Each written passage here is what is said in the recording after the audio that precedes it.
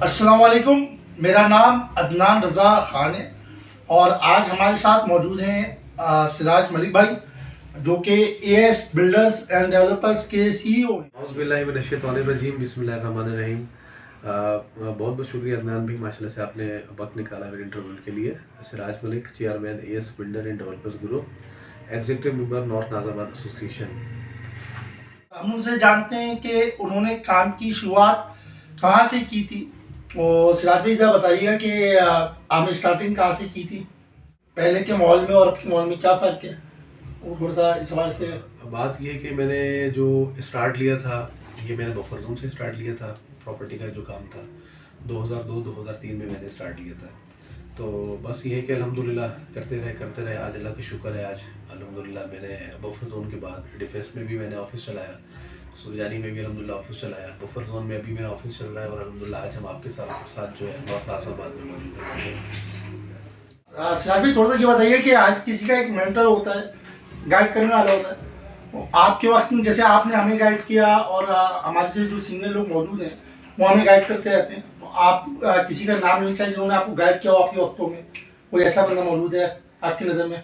अगर कोई 2-3 नाम हो तो वो बताएं। हाँ बिल्कुल, बहुत सारे माशाल्लाह से सीनियर लोग हैं अल्हम्दुलिल्लाह जिनसे हमने सीखा है यहाँ पे। माशाल्लाह से अभी साकिब इकबाल भाई हैं, माशाल्लाह से मैंने उनके साथ काम किया है, जो एवाई स्टेट वाले हैं माशाल्लाह से। उससे पहले एक अलमुरीद स्टेट थी, उनके साथ मैंने काम किया। अभी रज़ा भाई हैं माशाल्लाह से, जो ब्लॉक एम में आ गए, इनके साथ भी मैंने माशाल्लाह से बफर जोन में काम किया। तो ये 2-3 दोस्त हमारे ऐसे हैं जो बड़े भाइयों की तरह हैं, उस्तादों का रुतबा रखते हैं। तो माशाल्लाह से इनसे बहुत कुछ सीखा है और अल्हम्दुलिल्लाह अभी भी लोगों से सीख रहे हैं। और ये दुनिया जो है ना, सीखने सिखाने का एक अमल है। बाज़-औक़ात बच्चे भी बड़ों को सिखा देते हैं और बड़े तो बच्चों को सिखाते ही हैं। मैं समझता हूँ कि अच्छा आदमी वही होता है कि जो सही बात को पिक करे, अपनी जो गलती है उस गलती को तस्लीम करे और जो अच्छी बात है उसको ऑन करे और आगे बढ़ाए। बिल्कुल अच्छी बात कही सिराज भाई ने कि अपनी गलती को तस्लीम करना चाहिए और काम पे जो है फोकस करना चाहिए। अगर सिराज भाई इससे पहले आप जो मेरी मालूमात है उसके मुताबिक सरजानी की एसोसिएशन में भी काबीना में रहे और बफर जोन की भी एसोसिएशन में रहे, तो उधर की एसोसिएशन और हमारी एनएनआरए की जो north Nazabad real estate association है, उसमें आप कितना डिफरेंस देखते हैं और काम के हवाले से इसमें आप क्या बताएंगे? आप थोड़ा सा मुझे इस हवाले से गाइड। मैं थोड़ा सा वजाहत करता चलूँ कि अल्हम्दुलिल्लाह मैं तेसरा टाउन का नायब सदर रहा हूँ एसोसिएशन का, और सुरजानी टाउन का अल्हम्दुलिल्लाह सरपरस्त आला रहा हूँ और सुरजानी टाउन एसोसिएशन का। और इसके अलावा बफर जोन शादमान की एसोसिएशन में भी मैंने थोड़े वक्त के लिए पार्टिसिपेट किया था, और डिफेंस की भी मैं एसोसिएशन में रहा हूँ, वहाँ भी एक इलेक्शन मैंने पार्टिसिपेट किया। लेकिन अल्हम्दुलिल्लाह जो जमहूरियत और जो बेहतरीन और जो मैंने इलेक्टेड निज़ाम जो मैंने अल्हम्दुलिल्लाह ये नॉर्थ नाज़ाबाद में देखा है, वो मैंने पूरे कराची में ऐसा सिस्टम कहीं नहीं देखा। सिराज भाई फॉर्मल सवाल चलते रहेंगे, लेकिन आप मुझे बताएं कि जैसे हमारी जो फील्ड है थोड़ी सी बदनाम हो जाती है इस हवाले से कि चलते फिरते लोग जैसे मजहब के साथ जो पान वाले हो गए या कसाई हो गए वो आ जाते हैं, तो फ्रीलांसिंग वाले आ जाते हैं, उनके हवाले से क्या सुनेरियो? और जैसे मिसाल के तौर पे बहुत से लोग बोलते हैं फ्रीलांसिंग वाले के, हमें खुद लोग बोलते हैं कि 50% हम आपको कमीशन दे रहे हैं, हालांकि 50% तो हकदार नहीं होते। तो कुछ पता नहीं होता, अल्लाह पाक कब किसका वक्त बदल दे। सही बात है। तो मैं ये समझता हूँ कि इस फील्ड के अंदर जो है 70-80% लोग ऐसे हैं जो गरीब घराने से ताल्लुक रखते हैं और अल्लाह ने उनका हाथ पकड़ा।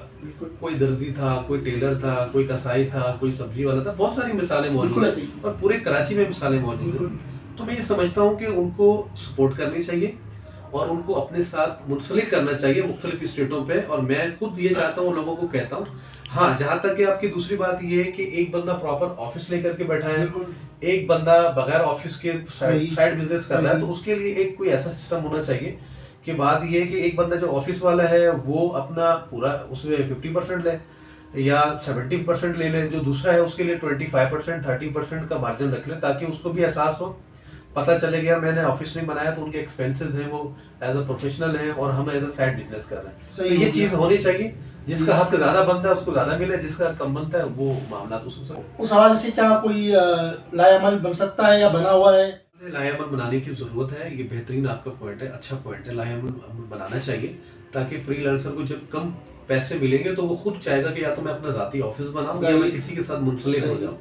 तो अब एक शख्स का 1 लाख रुपए का खर्चा है ऑफिस का, वो ऑफिस खोल के बैठा है और दूसरा शख्स तो दूसरा बिजनेस कर रहा है और वो आकर के 50% ले रहा है, तो ये प्रोफेशनल जो प्रॉपर काम करने वाला आदमी उसके साथ जाती है।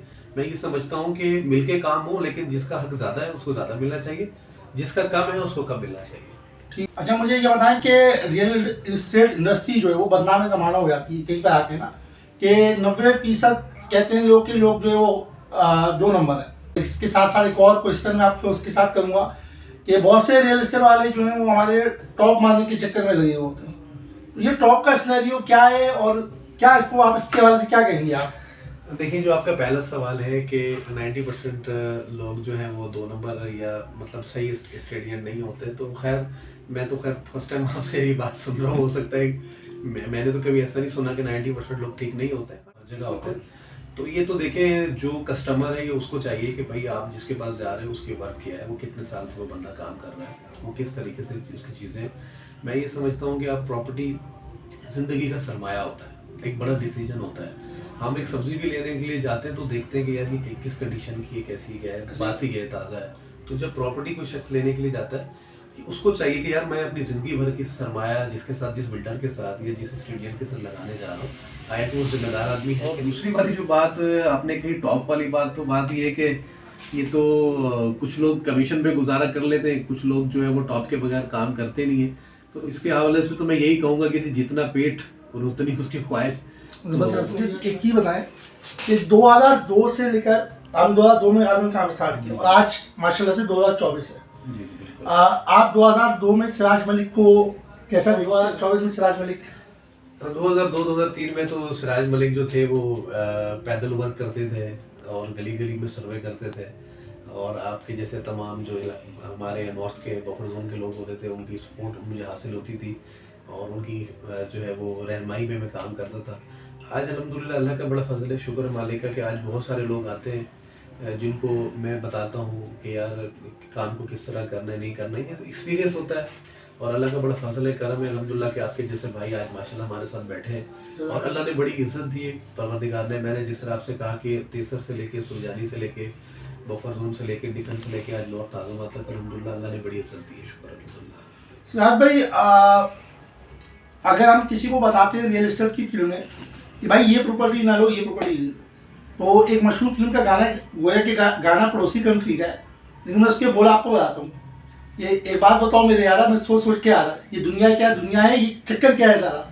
जो झूठ बोलने वाला उसके दर पे सब आए, जो सच बोलने वाला उधर दर की ठोकर का है।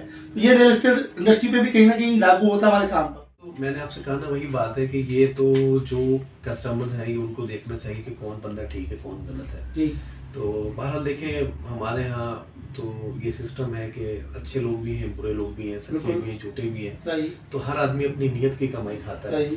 बात ये है कि आज झूठ बोल के अगर कोई किसी को धोखा दे के अगर अपने लिए रोजी रिस्क कमा रहा है तो अपने लिए हराम कमा रहा है, लेकिन ऐसी रोजी रिस्क कमाए जिससे आपकी ज़ात से दूसरे को तकलीफ ना हो। साथ भी ज़्यादा वक्त नहीं लूँगा आपका। एनएन आर्या माशाल्लाह से 8 साल मेरे ख्याल से इनकी उम्र हो चुकी है, सही ना? तो आप क्या समझते हैं कि एनएन आर्या ने जो इक़दाम किए गए हैं, तो क्योंकि सोशल थोड़ा सा रहता हूँ, तो उस हवाले से बहुत सी मनफी बातें भी ज़्यादातर समझ सुनने में आती हैं।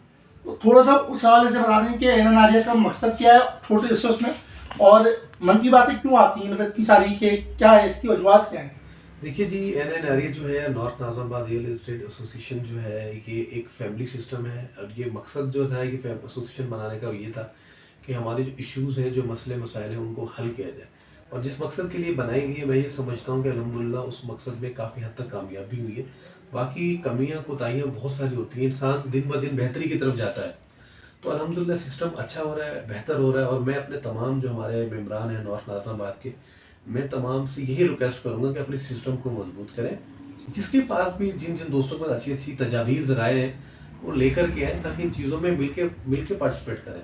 ज़रूरी नहीं है कि जो ऐसा कोई कैंडिडेट है या ऐसा कोई ओहदेदार है या कैबिनेट मेंबर है उसकी सारी जिम्मेदारी नहीं है। ठीक है, आपने वोट दिया, आपने उनको मुंतखब किया, उसके बाद भी जो 2 साल का जो टाइम होता है, हमारे मेम्बरान को भी चाहिए एसोसिएशन ऑफिस आएँ और बताएं कि इस सिस्टम को मज़ीद हम कहाँ कुछ कमी कुताही रह गई, उसको कैसे बेहतर किया जा सकता है, कैसे लाया जा सकता है। और मैं समझता हूँ कि ओहदेदार के साथ साथ हमारा जो भी मेंबर है, हमारा जो भाई है, वो भी हमारे इतनी पावर रखता है जितनी हमारी एक ओहदेदार की पावर ठीक। होती है, तो आए और अपने दिल में कोई गिले शिकवे रख के ना बैठे। किसी के साथ कोई अगर हक तलफी होती है, वो एप्लीकेशन लेकर के आए और उसकी अगर एप्लीकेशन पे अगर काम ना हो तो फिर उनका हक है वो एहतजाज करें। अच्छा साहब, मैं आखिरी सवाल करूँगा, मतलब एक सवाल तो मेरा ये थोड़ा सा एक ही इसमें मुख्तसर बताइएगा कि लोग कहते हैं कि जो बड़े रियल एस्टेट वाले जो रियल एस्टेट वाले होते हैं वो छोटे रियल एस्टेट वालों को जो है वो नहीं मौका नहीं देते, ना कोई काम लेके जाए, मतलब कोई सौदा करने के लिए वो बताते नहीं। एक तो ये मुझे बता दें, और आखिरी सवाल मेरा ये कि जो न्यू जो हमारे नौजवान हैं वो रियल एस्टेट इंडस्ट्री में आना चाहते हैं, उनको आप क्या मशवरा देंगे? बस देखिए, पहली बात तो ये कि जो बड़े स्टेट डीलर हैं उनको अपने छोटे भाइयों को साथ मिला के चलना ठीक चाहिए। है। उसकी सबसे बड़ी वजह ये कि जिस तरह मैंने आपसे कहा कि 70 to 80% स्टेट एजेंट इतने हैं जो खानदानी नहीं है, सही जो है। गरीब घराने से ताल्लुक रखते हैं और अल्लाह ने आज उनको बिल्कुल नवाजा सही है। है। तो उनको ये सोचना चाहिए, छोटे स्टेट एजेंट को इग्नोर करने से पहले ये सोचना चाहिए कि भाई आप भी एक आम छोटे रिलेटर थे, आज अल्लाह ने आपको इतना बड़ा मकाम दिया है। ठीक हो गया। तो इंसान को कभी भी अपनी हैसियत और अपनी औकात नहीं भूलनी चाहिए बिल्कुल। और उन्हीं चीज़ों को मद्देनजर रखते हुए अल्लाह का शुक्र अदा करना चाहिए और अपने तमाम भाइयों को साथ लेकर के चलना चाहिए। और इसी में अल्लाह भी रजा होता है और इसी में बरकत भी होती है और इसी को ही फैमिली सिस्टम कहते हैं। बिल्कुल। तो दूसरा सवाल आपका न्यू कमर्स के हवाले से। नए जो दोस्त हैं, यंग दोस्त हैं, मेरा उनको पैगाम है कि आप आइए इस फील्ड के अंदर, छा जाइए। अल्हम्दुलिल्लाह बहुत अच्छा काम है, जितने रियल एस्टेट के हमारे दोस्त ज़्यादा होंगे उतना काम बढ़ेगा।